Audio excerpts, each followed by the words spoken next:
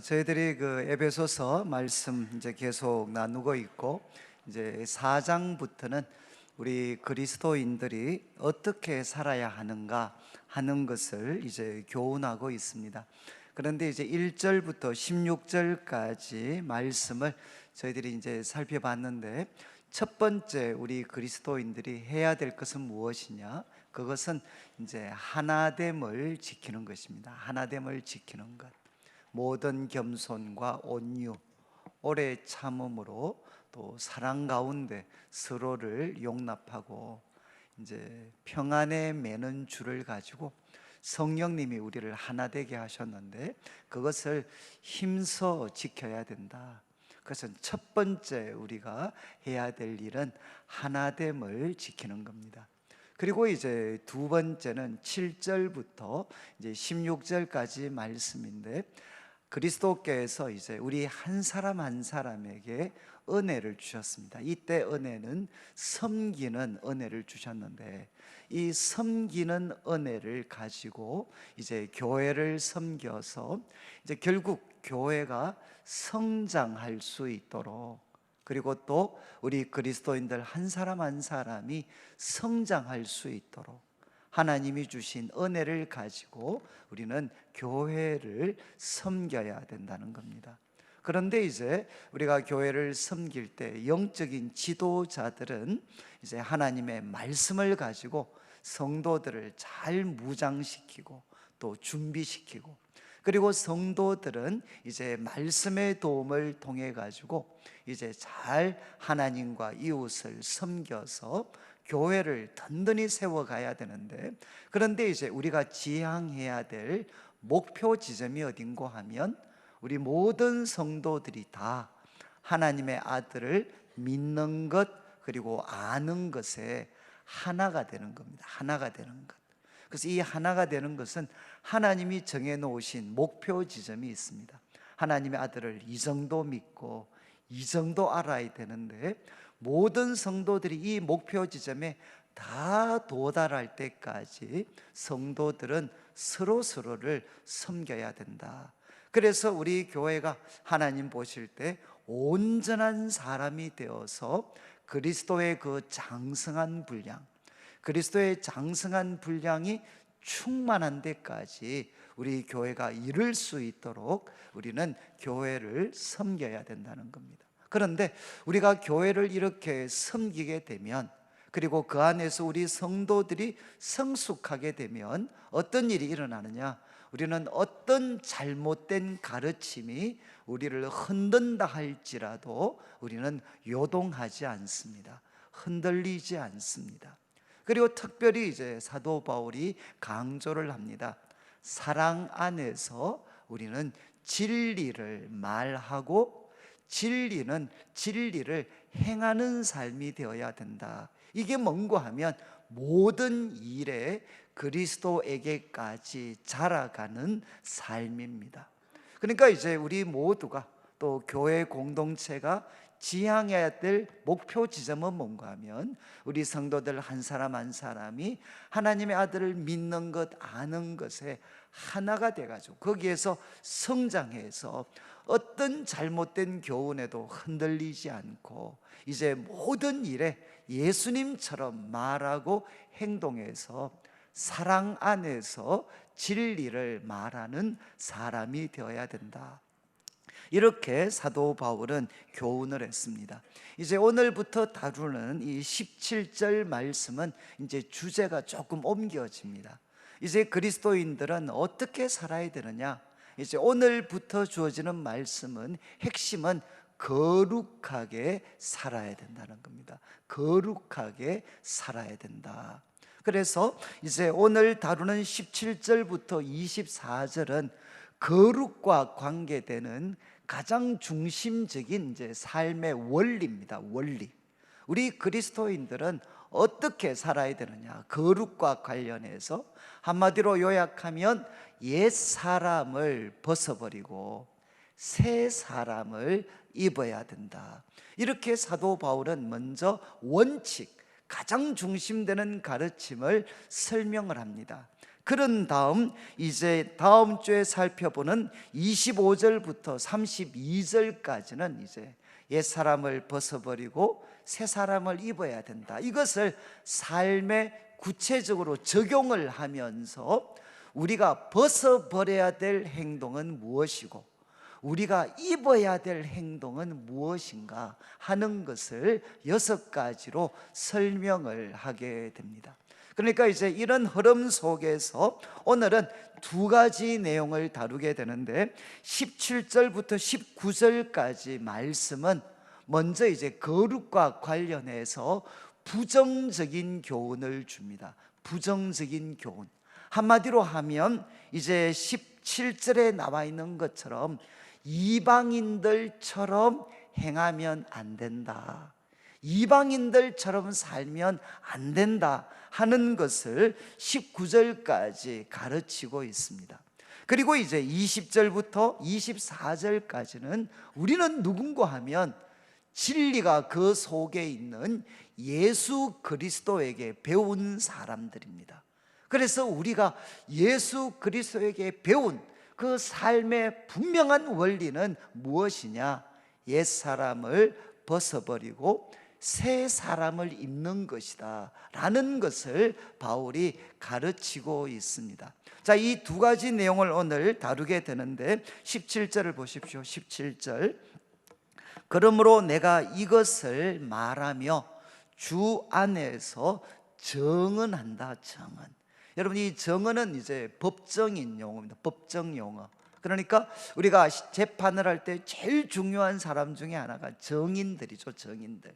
그 정인들은 눈으로 보고 그리고 귀로 들은 것을 때로는 생명을 우리가 참 생명의 위험을 감수하고라도 이제 그것을 정언해야 됩니다. 그것처럼 사도 바울도 지금 자기는 주님 안에서 보고 그리고 들은 것이 있는데 그것을 바로 이제 목숨을 걸고 여러분들한테 정언을 한다는 거죠. 정언. 그런데 그 내용이 무엇인가 하면 이제부터 너희는 이방인이 17절 마지막 행함같이 행하지 말라. 그러니까 이방인들이 살아가는 것처럼 너희는 살아가면 안 된다는 것입니다. 여기 이방인은 누군가 하면 하나님과 상관없이 살아가는 사람들입니다. 그 사람들이 살아가는 것처럼 너희는 살면 안 된다. 그런데 이방인은 어떻게 살아가는가 하면 그 마음에 허망한 것으로 행하고 있습니다. 그 마음이라는 것, 성경에서 이 마음은 영어로는 하트보다는 마인드에 가깝습니다. 마인드. 그러니까 마인드는 뭔가 하면 지적인 부분입니다. 하트는 우리가 감정적인 영역이라면 마인드는 뭔가 하면 지적인 부분입니다. 지적인 부분. 그래서 이 마음이 허망한 것처럼, 이 허망하다는 것은 이제 헛된 것이죠. 헛되다. 여러분, 마음이 헛된 것을 따라서 살아가고 있습니다. 헛되다라는 말의 뜻은 뭔가 하면 거기에는 분명한 초점과 목표가 없을 때, 분명한 초점과 목표가 없이 살아갈 때, 또 때로는 이 바른 목표와 초점에서부터 어긋난 벗어난 삶을 살 때 그것은 뭔가 하면 마음에 허망한 것이죠. 그래서 초점과 목표에서 빗나가 있기 때문에 그 결과가 어떻게 되느냐? 무로 돌아갈 때 정말 열심히 노력했는데 그 결과가 아무것도 없습니다. 그게 뭔가 하면 허망이죠. 허망한 것. 이방인은 어떻게 살아가고 있느냐? 그 마음이 허망한 것, 헛된 것을 쫓아서 살아갑니다. 그것은 바른 방향이 아닙니다. 그리고 그 방향으로 가면 결과는 nothing, 아무것도 없는 것으로 드러나게 되는 그런 삶을 이방인들이 살아가고 있는데 너희는 달라야 된다는 거죠. 그러면서 이제 18절과 19절이 사실은 하나님을 알지 못하는 고대 이방인들뿐만 아니라 현대에도 하나님을 알지 못하는 사람들이 어떻게 살아가고 있는가 하는 것을 우리가 이해하는데 정말 중요한 도움을 주는 말씀입니다. 그래서 18절과 19절에 사도 바울은 이방인들의 삶, 하나님이 없이 살아가는 이방인들의 삶을 지금 분석을 하고 있습니다. 분석. 지금 이 두 구절의 말씀은 여러분들이 나중에 이 두 구절의 말씀을 확대시켜 놓은 것이 뭔가 하면 로마서 1장 18절부터 32절입니다. 로마서 1장 18절부터 32절은 이 짧은 두 구절을 이렇게 우리들이 조금 더 체계적으로 이해할 수 있도록 확대시켜 놓은 말씀입니다. 확대시켜 놓은 말씀. 그러니까 핵심은 이 두 구절입니다. 그래서 먼저 18절은 하나님을 알지 못하는 이방인들의 내면 상태를 분석해서 설명을 하고 있습니다. 그리고 19절은 뭔가 하면 이방인들의 외적인 생활입니다. 겉으로 드러나는 외적인 생활을 사도 바울은 분석해서 우리에게 가르침을 주고 있습니다. 그래서 먼저 18절을 보시면 하나님을 알지 못하는 이방인들, 그들은 어떤 상태에 있느냐? 먼저 그들의 총명이 어두워져 있다. 그들의 총명, 이것은 이제 그들의 이성이라고 이야기할 수도 있고 그들의 지성이죠. 지성. 그들의 지적인 부분, 그들의 지적인 작용이 일어나는 그 총명, 그 총명이 어떤 상태냐? 어두워져 있다는 겁니다. 여기 어두워졌다는 것은 마치 보자기로, 캄캄한 보자기로 그것을 덮어버린 것입니다. 캄캄한 보자기로 덮여져서 그들의 총명은 지금 어두워져 있다는 것입니다. 그리고 또 18절 마지막을 보시면 하나님의 생명에서 떠나 있다. 지금 이방인들은 어떤 상태냐? 하나님의 생명에서부터 떠나 있다. 이 떠나 있다는 말은 단절되어져 있다, 분리되어져 있다라는 뜻입니다. 그러니까 우리 예수님께서 요한복음 15장에 이렇게 설명을 하셨죠. 예수님 자신과 그리고 그분의 백성들, 그를 따르는 백성들과의 관계를 설명할 때 나는 포도나무요 너희는 가지다, 이렇게 설명을 하셨습니다. 그래서 가지가 많은 나무, 많은 열매를 맺으려면 어떻게 해야 되느냐? 그 나무에 붙어 있어야 됩니다. 그러나 그 나무로부터 단절되어져 버리면 어떻게 되죠? 그 나무는 열매를 맺지 못할 뿐만 아니라 밖에 버려져서 불에 던져지게 됩니다. 지금 사도 바울은 이야기하죠. 이방인들은 어떤 상태냐? 그들의 총명은 어두워져 있습니다. 어둠의 보자기로 덮여져 있고, 그리고 그들은 마치 떨어져 나간 가지처럼 하나님의 생명으로부터 단절되어져 있고 분리되어져 있습니다. 그런데 왜 이방인들이 이런 상태에 있느냐? 그 근본적인 문제는 어디에 있느냐? 이제 18절 중반을 보십시오. 그들 가운데 있는 무지함, 그들 가운데 있는 무지함, 이 무지함 때문에 총명은 어두워지고 하나님의 생명에서 떠나 있는데, 이 무지함이 어디서 온 것이냐? 이제 그들의 마음의 굳어짐으로 말미암아. NIV 같은 번역은 무지함, 이 무지함은 무엇 때문에? 마음의 굳어짐 때문에 비롯된 이 무지함, 이 무지함이 바로 가장 근본적인 문제라는 것입니다. 여러분, 이제 마음이 굳어져 있다. 이것은 뭔가 하면, 여러분, 굳어져 있다는 것은 이제 우리로 말하는 굳은 살 같은 거죠. 아주 딱딱한 굳은 살. 그래서 마음에 딱딱한 굳은 살이 배겨져서 하나님의 말씀의 빛이 아무리 그들에게 비추어도 그들은 어떤 반응도 하지 않는다는 겁니다. 그것을 거부한다는 거죠. 거부. 그러니까 어떻게 되느냐? 우리들의 삶 속에 하나님의 말씀의 빛이 들어올 수가 없기 때문에 결국 이것은 무엇을 만들어내느냐? 무지함과 총명의 어두움을 만들어내는 것이고, 총명의 무지함, 총명이 어둠에 빠져 있으니까 그들은 하나님의 생명으로부터 단절되어져 있게 됩니다. 이 모순의 핵심은 어디냐? 우리 마음이 굳어져 있다는 거죠. 이것은 여러분들이 구약 성경 선지서들을 읽어보면 하나님께서 이스라엘 백성들을 책망하실 때 가장 핵심적인 잘못이 무엇이냐? 왜 그들이 우상을 숭배하고 하나님을 섬기는 삶을 떠났느냐? 그들의 마음이 완고해져 있기 때문이라는 것입니다. 하나님의 말씀이 그들의 삶에 들어오는 것을 허락하지 않는 이 완고함 때문에 여러분, 우리들의 총명은 어두워지고 하나님의 생명에서 떠나 있는 바로 이 일이 이방인들에게 일어났다는 것입니다.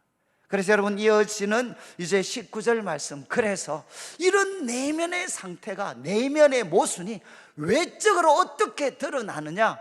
19절 말씀, 그들은 감각 없는 자가 됩니다. 그들의 내면이 굳어져 있고 무지함에 빠져 있고, 그리고 어둠에 빠져 있고, 그리고 하나님의 생명과 단절되어져 있기 때문에 그들은 감각이 없어져 버린다는 겁니다. 이제 마치 우리가 영적으로, 도덕적으로 마비 상태에 빠져버리는 거죠. 마비 상태에 빠져서 감각 없는 자가 되어서 어떤 행동을 하느냐?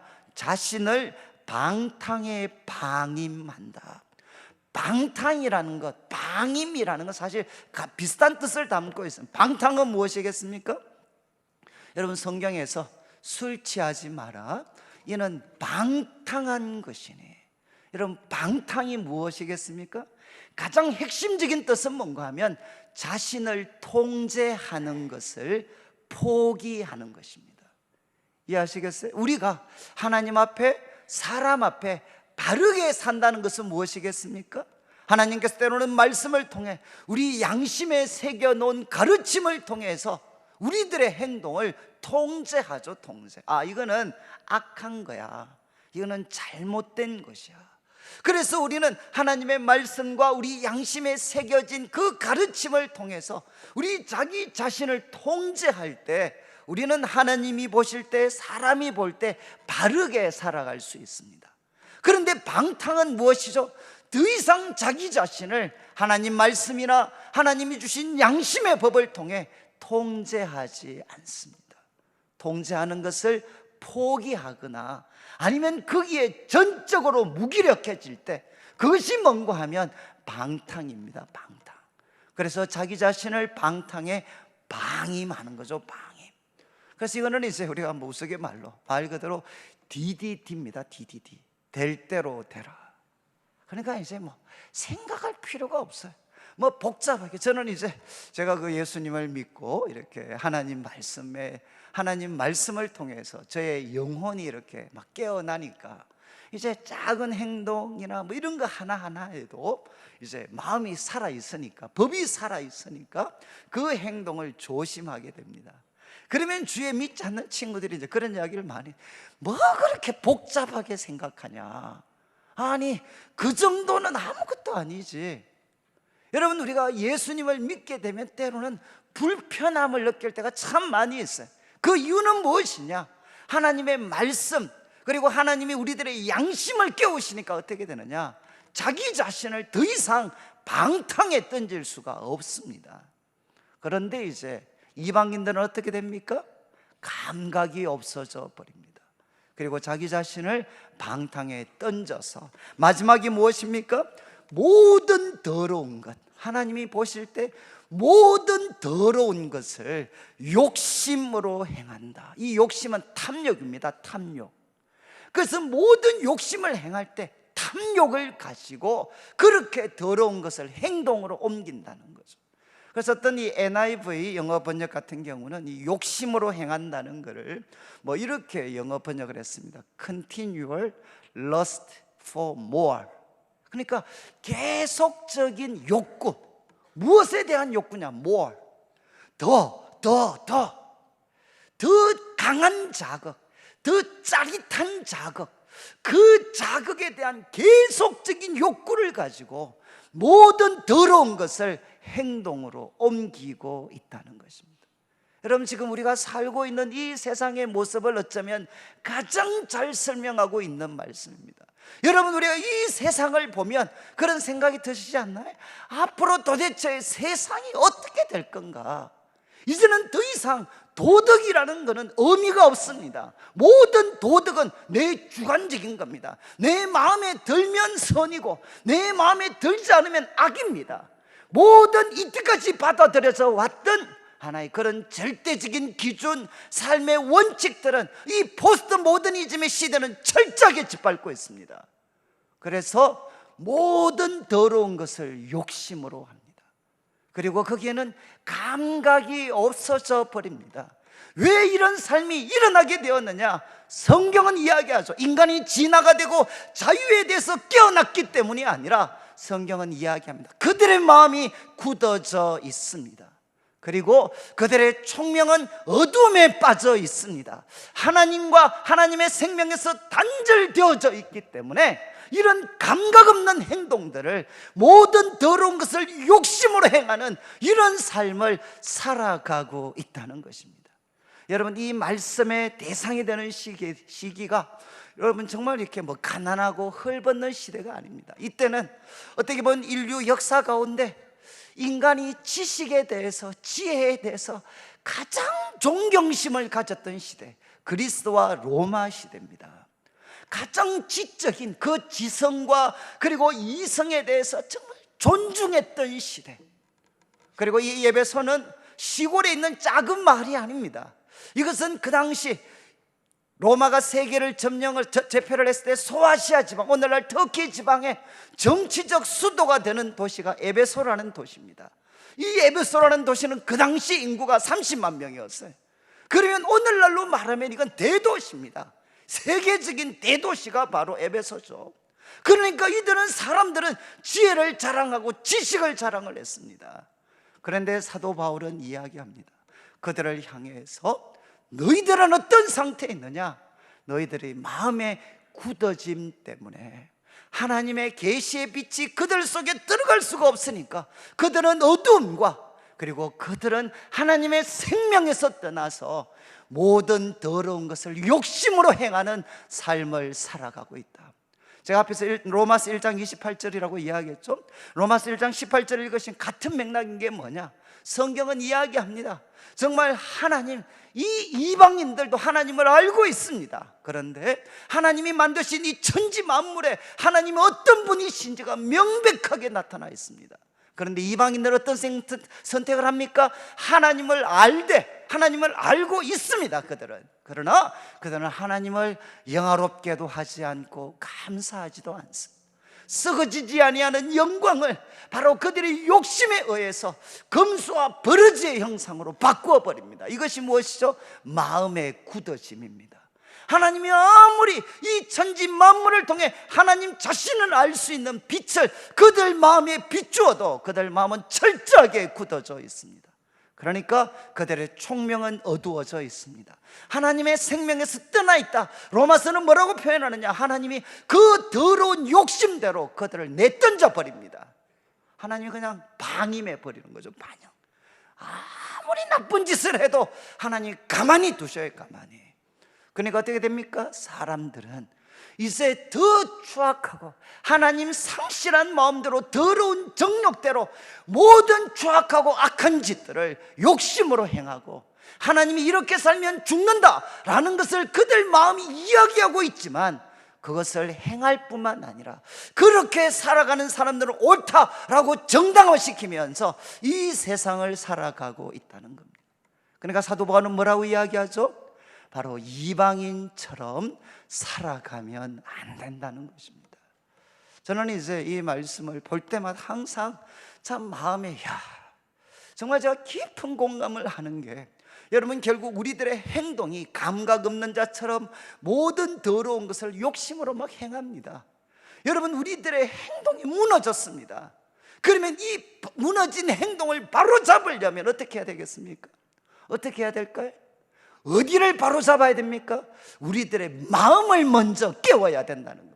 이 마음 속에 하나님의 말씀의 빛이 들어가야만 어떻게 되느냐? 그들의 총명이 살아나고 그들의 영혼의 감각이 살아나서 그 더러운 행동을 뿌리칠 수 있는 힘과 감각이 주어질 수가 있다는 거죠.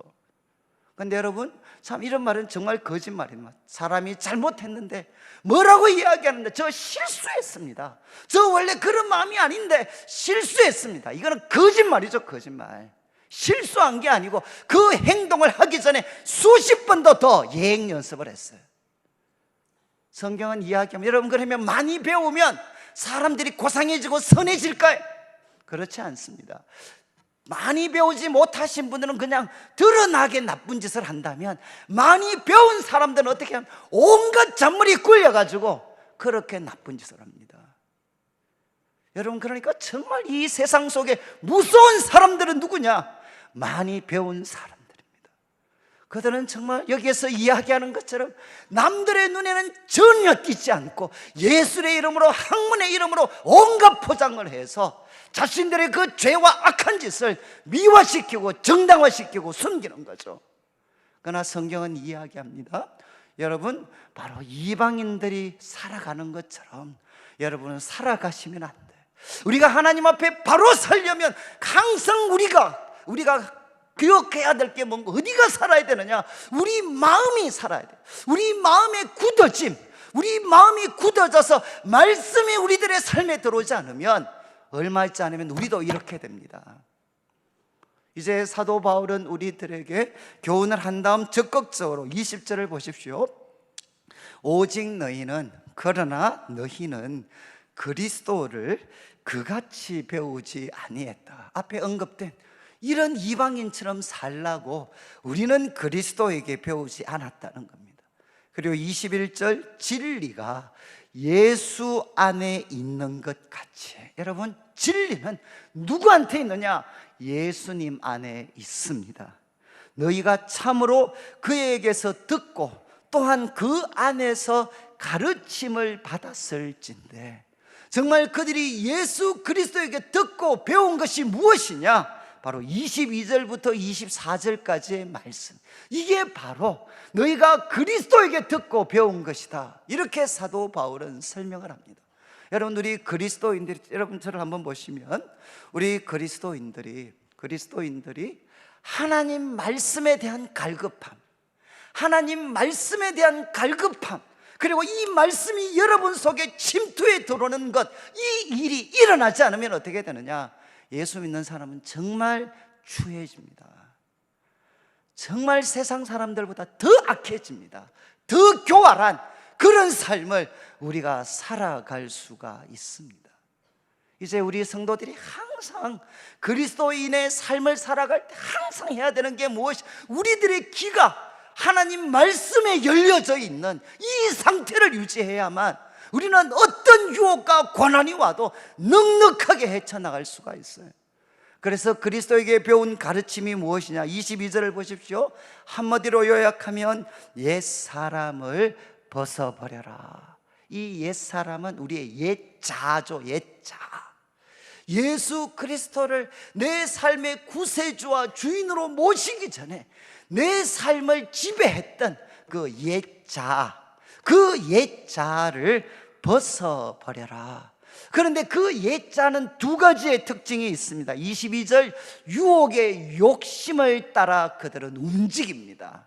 근데 여기 유혹의 욕심은, 이 유혹이라는 부분은 대부분 영어 번역을 보면 바로 거짓된 욕구, 거짓된 욕망. 그래서 하나님이 주신 정말 선하고 아름다운 욕구가 아니라 그 거짓된 그 욕구, 그 욕구를 따라서 우리는 살아갔었다는 겁니다. 그래서 거짓된 욕구에 지배되어서 살아가니까 그는 시간이 지나면 지날수록 어떻게 되느냐? 그들은 썩어져 갑니다. 썩어져 가는, 바로 이 어떤 구습을 따르는 옛사람은 벗어버려라. 이거는 옷의 이미지죠. 이 더러운 옷은 벗어버려라. 그리고 24절 이야기합니다. 하나님을 따라 의와 진리의 거룩함으로 지으심을 받은 새 사람. 이 새 사람을 너희는 입어야 된다. 이렇게 사도 바울은 도전을 하죠. 여러분, 새 사람을 입어야 되는데 그 새 사람의 본질은 무엇이냐? 하나님께서 새롭게 창조하셔서 우리에게 주신 존재입니다. 그런데 이 새 사람의 핵심은 무엇이냐? 하나님을 따라 지어졌기 때문에 의와 진리와 거룩, 이 세 가지를 본질로 하고 있다는 거죠. 그래서 마르틴 루터 같은 사람들은 창세기 1장 27절에 우리가 하나님의 형상대로 사람을 만들고라고 할 때 이 말씀의 근거에서 하나님의 형상은 무엇이냐? 의와 진리와 거룩이다. 이렇게 이 마르틴 루터는 가르쳤던 적이 있습니다. 여러분, 하나님을 따라 의와 진리와 거룩이라는 그 가장 본질적인 특성을 갖고 있는 이 세 사람, 이 세 사람을 너희는 입어야 된다는 거죠. 그런데 이제 대부분 영어 번역을 보면 의와 거룩의 강조점을 맞추고 이제 진리라는 것은 형용사로 많이 그냥 번역을 합니다. 참된 의, 참된 거룩. 그러니까 우리 그리스도인, 하나님의 형상을 따라 우리는 어떤 존재로 지음을 받았느냐? 하나님과 사람과의 관계에서 참된 의를 실천할 수 있는 존재, 그리고 또 이 세상 한복판에서 참된 거룩함을 실천할 수 있는 존재, 그 존재로 우리는 지으심을 받았다는 겁니다. 이 세 사람을 입어야 된다.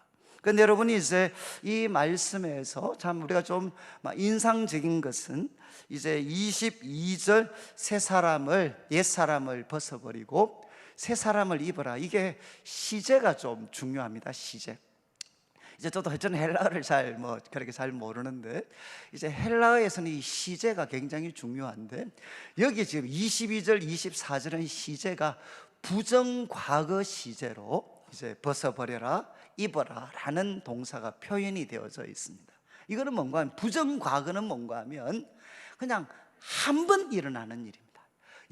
단번에 일어나는 일.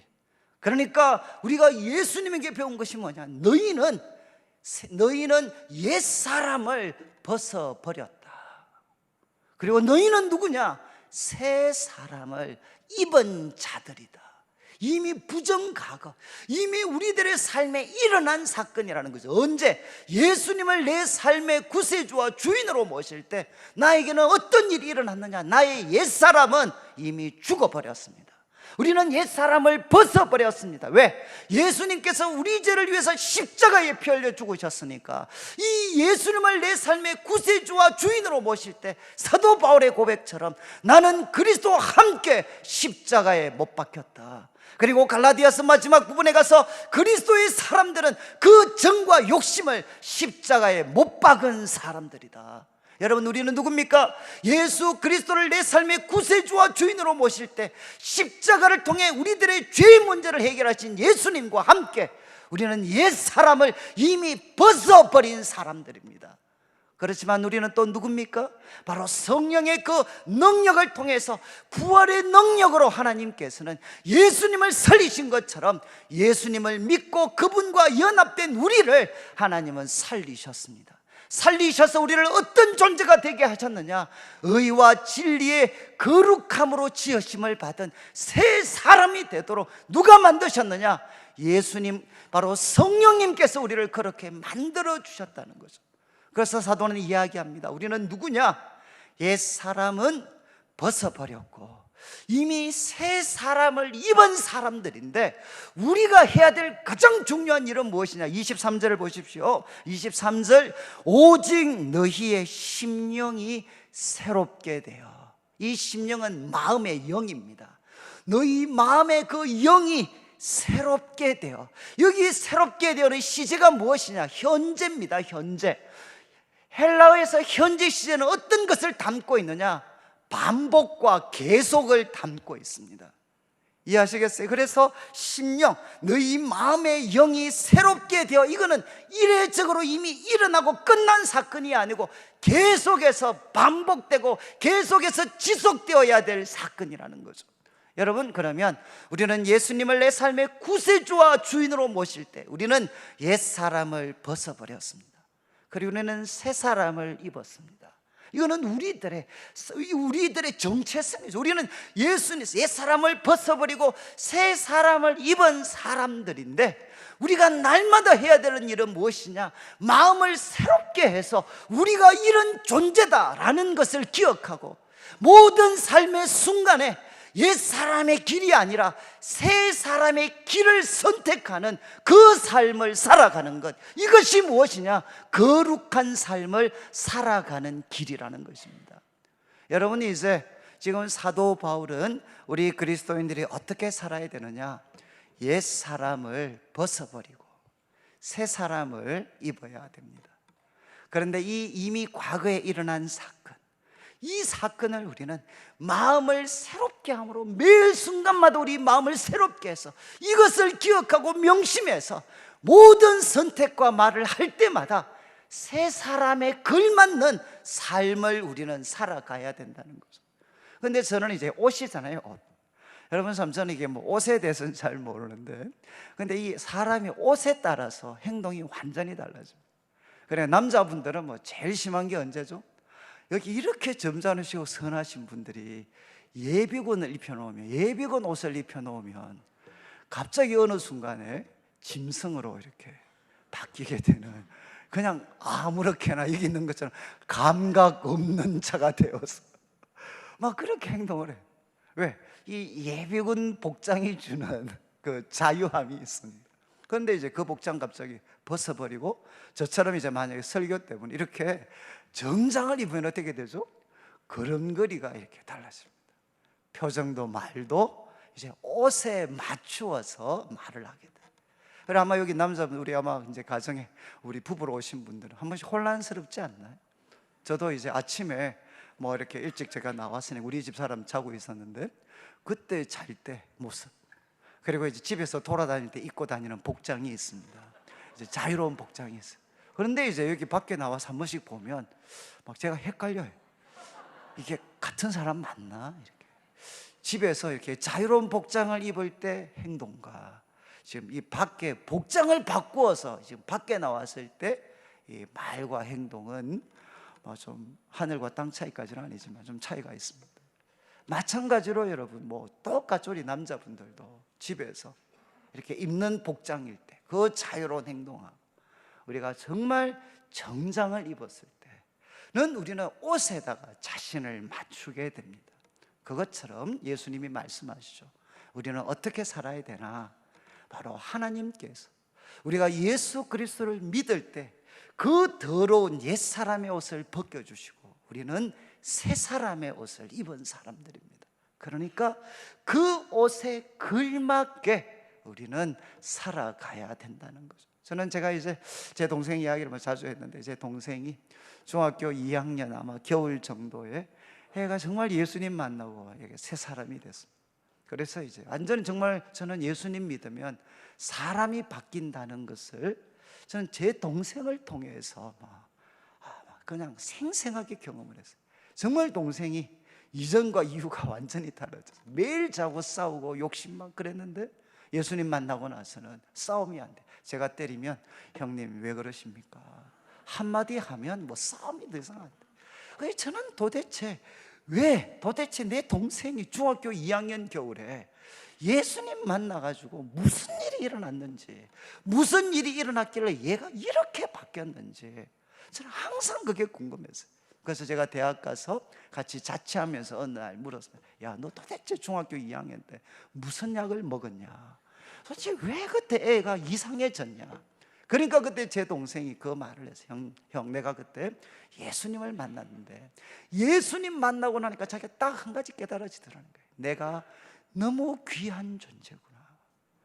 내가 예수님 만나고 나니까 뭐 중학교 2학년 겨울이니까 사춘기, 집도 가난하고 막 이럴 때인데 예수님 만나고 나니까 이런 나를 하나님이 너무너무 사랑하셔서 독생자를 주셨고 부활의 능력으로 저를 살리셨고, 그리고 제 속에 하나님의 영이 거하셔서 정말 의와 진리의 이 거룩한 옷을, 하나님이 거룩한 새 사람의 옷을 나에게 주셨다. 그러니까 나는 누구냐? 너무너무 존귀한 사람이다. 이게 그냥 자기한테는 깨달아졌다. 그래서 정말 저희 사춘기 때 또 집에 많은 어려움이 있었으니까 그냥 자포자기하고 싶다가도 항상 깨달아지는 게, 나는 하나님 앞에 존귀한 사람이니까, 나 정말 귀한 사람이니까, 새 사람을 입고 있는 사람이니까 나는 귀하게 처신해야 돼. 그러다 보니까 자기도 모르게 형이 보는 그런 변화들이 나타난 것 같다는 거죠. 여러분, 우리는 누구냐? 예수님이 그분의 보혈을 그분의 그 생명을 흘리셔서 우리를 사신 분이십니다. 그리고 우리 속에는 주님의 부활의 능력이 역사하고 있고, 우리 속에는 하나님의 거룩한 성령이 우리 가운데 임재하셔서, 그 성령님이 아무리 우리가 부족하고 이 세상이 악해도 우리를 하나님 앞에 거룩하고 영광스러운 존재로 반드시 만드십니다. 이 새 사람을 우리는 항상 입고 말하고 행동할 때마다 옛 사람에 어울리는 삶이 아니라 새 사람에게 어울리는 말과 행동을 하면서 살아갈 때 우리는 바로 거룩한 삶을 살아갈 수 있다는 거죠. 말씀을 마무리하면서 두 가지 말씀드렸습니다. 첫 번째는 이방인들처럼 살아가시면 안 돼. 그런데 오늘날 오해가, 예수님 잘 믿으면, 예수님 잘 믿는다는 것은 이방인처럼 살아가는 게 아니고, 이런 분들이 계셔요. 이방인들 중에 가장 정말 성공한 사람이 되는 게 신앙생활 잘하는 것처럼. 그래서 저는 얼마 전에 그 조정민 목사님이라고 베이직 교회 가고 이제 MBC 9시 뉴스 앵커도 하셨던 분이지, 목사님이 되게 계시잖아요. 그래서 그분이 정말 참 이렇게 정말 하고 싶은 대로 다 했다 그러더라고요. 정말 골프를 좋아하시니까 세계 100대 골프장 다 가서 거기서 라운딩하고 하고 자기 하고 싶은 거 다 하면서 살았는데, 그런데 이제 아내가 예수님을 믿게 됐어요. 그래서 이 미신에 빠져 있는 아내를 구출하려고 새벽기도 갔다가 이분이 그만 이제 음급결에 은혜를 받아가지고 이 사람이 바뀌어 버렸어요. 그래서 이분이 이제 예수님을 만나고 자신의 추구했던 게 얼마나 헛된 것인가 깊이 깨닫고 이제 하나님을 알기 위해서 교회 속에 들어왔다는 거예요. 그래, 교회 속에 와서 새벽기도 드리고 막 하는데 옆에 있는 분들이 열심히 기도를 하더라는 거예요. 그래서 자기는 이제 소위 초보니까 신앙에 있어서는 신앙생활 열심히 하셨던 분들이 무슨 기도하나 들어보니까 깜짝 놀랐대. 그분들이 그렇게 열심히 기도하는 내용이 뭔가 하면 자기가 헛되다고 밖에 버려두고 들어온 거, 다 이거는 헛되다고 버려두고 교회 들어왔는데, 지금 교회 다니는 사람들은 예수님을 구하는 게 아니라 자기가 버려두고 놔두고 온 이 헛된 거를 지금 얻기 위해서, 구하기 위해서 그렇게 열심히 기도하고 있더라는 거죠. 여러분, 이방인들 중에 가장 복받은 사람, 부자가 되는 게 우리 그리스도인이 아니고, 우리는 이방인들처럼 살아서는 안 됩니다. 그리고 우리는 누구죠?